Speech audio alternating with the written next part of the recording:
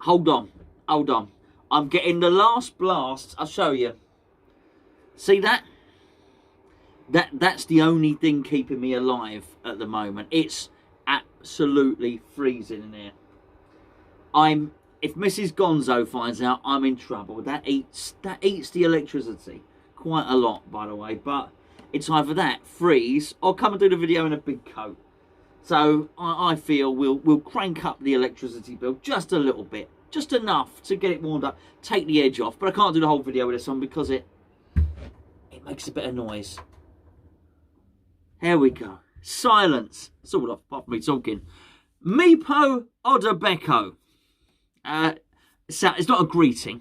That is the name of the young whiz kid at West Ham. We've discussed him a little bit. You may recognise him. He came off the bench against Stockport County. Now, you don't have to know an awful lot about Odubeko because I've found out for you. And I don't just mean I've done some YouTube clips. I've actually watched portions of games. Some Manchester United games. Last season, he scored 35 goals for the Manchester United's youth teams, very under 23s, under 18s, that sort of thing. I've watched a mixture of all of them, and I think I've watched all of his West Ham goals. And I'm going to say something a little bit controversial now. I've got to say something controversial because I'll probably put something controversial in the title of the video to make it enticing, make it stand out from all the. Well, I don't know what. I do wonder what each of you have got in your selections down the corner, down the offered videos section of YouTube. It depends what you've been watching.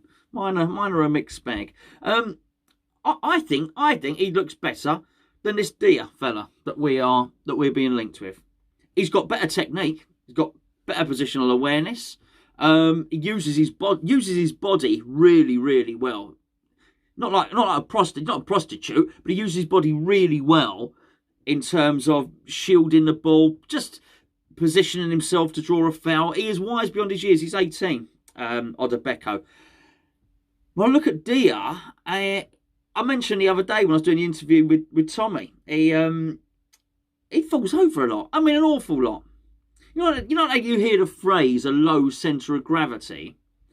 Like Maradona had a low centre of gravity.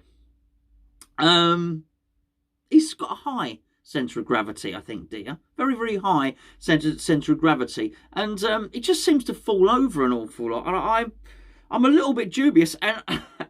And if anybody's seen the overhead kick, I mentioned it the other day, I think it was a fluke. It sort of comes off his shin a little bit. I'm not saying he's rubbish, by the way, this Dia. And for 13 million quid, that ain't too bad in today's...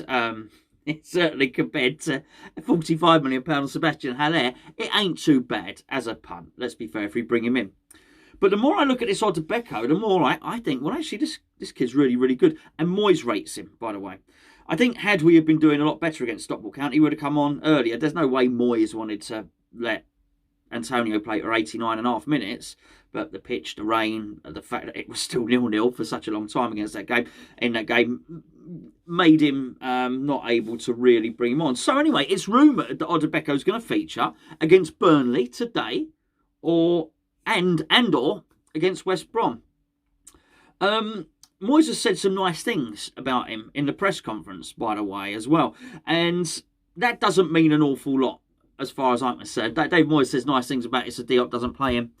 David Moyes said some nice things about Sebastian Haller, getting him up to speed and finding a way to make him work, and then sold him. Nice things about Robert Snodgrass, and some lovely things about Ben Johnson after he got man of the match and scored his goal and then didn't play him. I'm not criticising Moyes. Moyes knows the value of being a diplomat and being nice, and he's a nice, polite guy. However, I do think there's something different in his language. So he's alluded to the fact that, in fact, I'll read you his comments. It says about, he says, we have a young player we have big hopes for. With Meepo, he's just back from a long-term hamstring injury, but we like him a lot. And we want to bring him along at a time when we need him. I don't know what that particularly means. He said, I think he's somebody we're looking forward to working with, but he pulled his hamstring 4 months ago and he's been out for 3 months. So he obviously wanted to include him a lot earlier than that. And And it ain't happened, basically, because of the hamstring or whatever. But anyway, so I've looked at this footage of him. Very, very confident. Mostly right-footed, but I tell you what, he ain't bad with his left foot either. He's certainly not afraid to use his left foot at all. Really intelligent, and I think probably the thing that I could say about both, I say both times, I watched him play for West Ham, watched him play for Man United. Each time I saw him, he did look like the best player on the pitch. So, I mean, that's got to be a good thing as well. To score 35 goals for last season in youth football, that's pretty damn impressive. You know, I mean, we don't have anyone scoring like that, that's for sure, at that level. And Man United wanted to keep him. And you can understand why he didn't want to stay, because look how good Mason Greenwood is. I think if you were a young striker at Manchester United and you saw how good Greenwood was, you would know that kid is the future of Man United for years and years to come. So he's sought pastures new, and he's come to West Ham because he thinks that he's going to get first team football. I really do think it's important when you're going to go and poach an opposition team's best young player because they feel they're not going to get in the team. I think it's important you do offer them a pathway into the team. I don't know the timing of it. I don't know if he signed before or after David Moyes rejoined. I hope it's after, because if it's after, I would assume that David Moyes has given him some assurances, unlike Tomori from Chelsea, who he gave no assurances to. What he wants is a fair chance. And I do hope he's going to get that. And for that reason, I'm not too despondent when David Moyes says that he doesn't want to rush to bring a striker in, and the rumours are the striker will come in towards the end of the window. I don't mind so much if we've got this kid there and we intend to play him, because I want to see how good he is. Now, when I say he looks to me to be a better player than Dia, that doesn't mean I don't want to sign another striker. I think we should. But if it's a case of this kid for the next 3 games is going to be our second striker, good. Let's give him a chance. Let's see how he does. He's Irish, by the way. He's an Irish lad. Not Irish like Declan. He was born in Ireland. So he might stick with him, quite possibly. But he seems to be a really grounded lad. Seems to be a nice lad, highly thought of, highly respected with all the coaching staff. Just reading through some of the Red Devils fanzines and stuff like that, and their websites, they were gutted to see him go. And a lot of the Man United coaches thought of him very, very highly. And I read something of Ole Gunnar Solskjaer, who seemed to be disappointed that he left. But I can imagine if Ole's Gunnar Solskjaer saying to you, we'll give you your chance, you're probably thinking, well, you won't. And you can't blame them for that. You know, Anthony Martial wants a game, doesn't he? Do you know what I mean? Marcus Rashford, Greenwood, apparently they're in for Haaland, Erling Haaland. So, you can totally understand it. And let's be fair, they've been kicked out of Europe as well. So they haven't got as many games as they might have had. All in all, I'm really looking forward to seeing him. To start today against Burnley, I don't mind. Gio seems to think he'll play, or he wants him to play from the start. I hope we see him. I really do. Let's be fair, we cannot... Antonio is not bang up to speed yet. He really isn't. And it's really important that we protect him. That being said, this young lad is coming back from injury. However, apparently he's looked very good in training, which has played its part. David Moyes got 9 substitutes to use, or to put on the bench at least.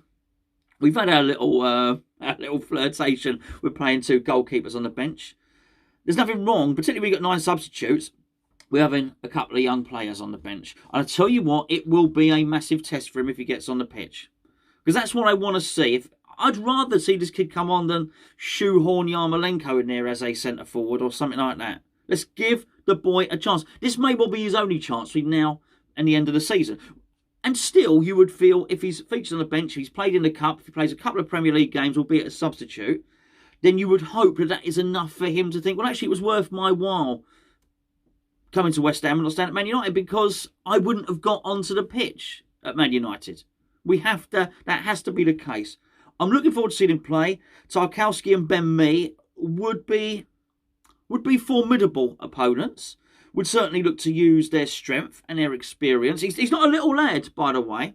Odubeko is not a little lad. He's not a giant, but he's not a little lad. He can take care of himself. He's good at shielding the ball. He seems to be able to do everything. Running behind, spreads the ball wide, can dribble past the player. He seems to have almost everything to his game.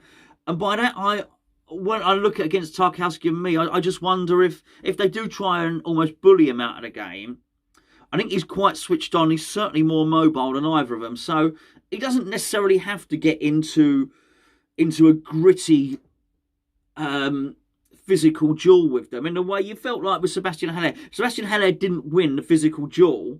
He probably wasn't going to do anything else because he wouldn't be able to run away from them. He wasn't going to go and dribble around 3 or 4 players.